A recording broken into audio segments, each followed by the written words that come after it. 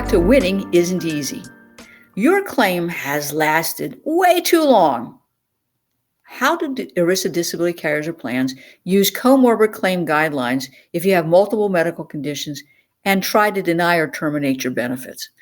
So, do you have one or more medical problem that causes you to be disabled, or a combination of problems?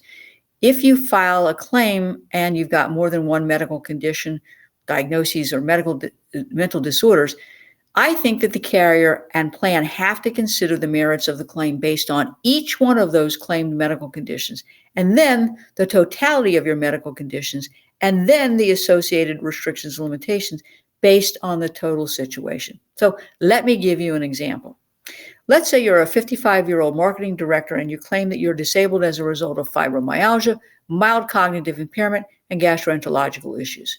A review of your medical records indicate you have a herniated disc at L5-S1 and you're a diabetic.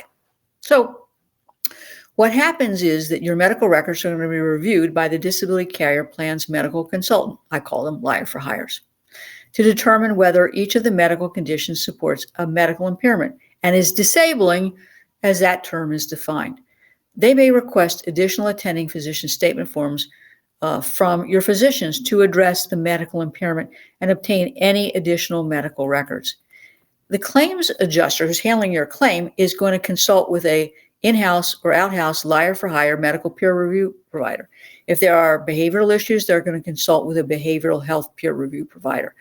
And they're going to have these providers review your medical records. They're going to ask, hey, do each one of these medical conditions support medical impairment? And if so, what's the level of impairment? Now, if the impairment is supported, the claims adjuster may decide to pay the benefits based on the claimed impairment.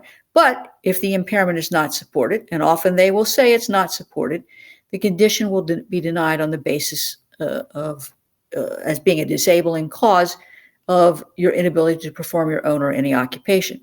Now, it's a bit like the sorting hat. Once the claim adjuster has sorted through the claim conditions, they are going to say, well, we think this is a severe impairment that causes functional restrictions and limitations that impact a person's ability to perform their own or any occupation. These 5 aren't, and we're going to throw them out. So then they're going to look at any remaining impairments that they have opined that are significant. And they're going to then look at the combination of those together. That's called comorbid medical conditions. And they're going to look at the impact or interaction between each one of these comorbid conditions and your restrictions and limitations. Again, they're trying to determine whether these rise to a level of impairment that impacts your ability to perform your own occupation or any occupation. Now, I will tell you that many disability policies have mental nervous policy limitations that will limit the payment of benefits to just 2 years. There are also subjective medical condition limitations for pain, migraines. There's a laundry list. You have to look at your policy or plan that limit benefits to just 2 years. Sometimes there are musculoskeletal policy limitations for strains, sprains, muscle spasm, post-surgery pain syndromes. Any one of those 3 policy limitations, if they are in your policy, will be used because they're going to take all these comorbid situations that they think really result in significant impairment, and then they're going to throw out the ones that are subject to policy limitations. So if, for example, one of your comorbid conditions is depression and anxiety, and you're in the any occupation stage, you've already been paid 2 years of benefits. So they're going to throw out that depression or anxiety as a basis for evaluating your claim for any occupation benefits. So if that happens and we get a claims denial, I always want to know whether the disability carrier plan has a comorbid disability guideline. And if so, I want to look at it. I want to see what it says. I want to see how they applied it. I want to see what directions this guideline gives for them to evaluate each one of the medical conditions and then the comorbid conditions. This parsed analysis often results in a claims denial or termination, since they're looking for a reason to do just that. And if you've got a claims denial or termination where you see this sorting analysis go on, most likely it's wrong. It could be the basis for an appeal of your denied or terminated benefits.